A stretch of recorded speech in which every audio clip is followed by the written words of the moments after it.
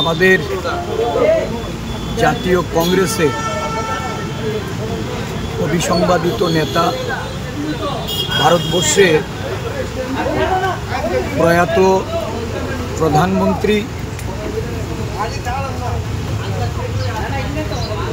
ভারতরত্ন রাজীব গান্ধী আজকে 81তম জন্মতিথি। এই দিনটি সারা দেশে জাতীয় কংগ্রেসের পক্ষ থেকে সদ্ভাবনা দিবস রূপে পালিত হচ্ছে। ত্রিপুরা প্রদেশ কংগ্রেসের পক্ষ থেকে এই দিনটি পালনের লক্ষ্যে আমাদের প্রদেশ, জেলা এবং ব্লক স্তরে রাজীব গান্ধীর প্রতি পূর্ণ শ্রদ্ধা সহকারে আমাদের এই কর্মসূচি আমরা পালন করছি। প্রদেশ কংগ্রেসের পক্ষ থেকে ওনাকে কোটি কোটি প্রণাম। একবিংশ শতাব্দী একজন প্রধানমন্ত্রী হিসাবে যে স্বপ্ন ভারতবর্ষকে নিয়ে উনি দেখেছিলেন, এই স্বপ্নের ভারত গড়ার উনি একজন বড় কাণ্ডারি ছিলেন। ভারতবর্ষের বহু উন্নয়ন, বিকাশ এবং প্রগতির পদক্ষেপ ওনার স্বল্পকালীন প্রধানমন্ত্রীত্বে গ্রহণ করা হয়েছিল। বিশেষ করে তথ্য প্রযুক্তির যুগে ভারতকে প্রবেশ করা, ভারতবর্ষের যুব মহিলাদের সশক্তিকরণে 18 বছরের ভোটাধিকার, মহিলা সংরক্ষণ, পঞ্চায়েত আইনের সংশোধন,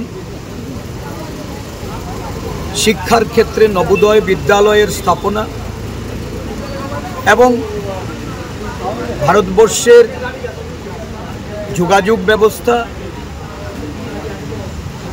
অন্তরিক্ষে ভারতবর্ষের যে পদচারণা, এই সমস্ত ঘটনাগুলি আমরা পরিলক্ষিত করেছি।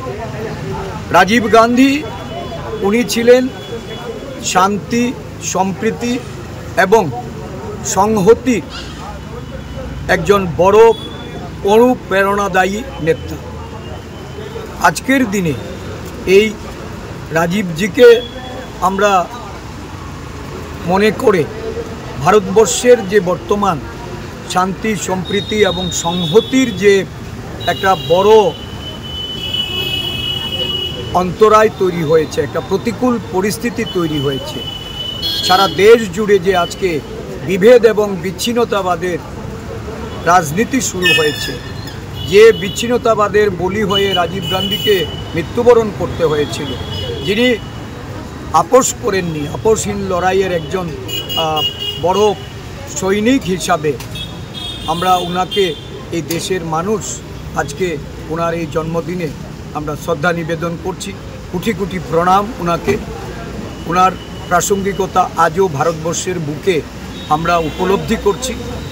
এই জন্মদিনে আমাদের সংকল্প হবে শান্তি, সম্প্রীতি এবং সংহতি দেশের রক্ষার্থে কংগ্রেস কর্মীরা ওনাকে অনুসরণ করে ওনার অনুপ্রেরণায় এগিয়ে যায়।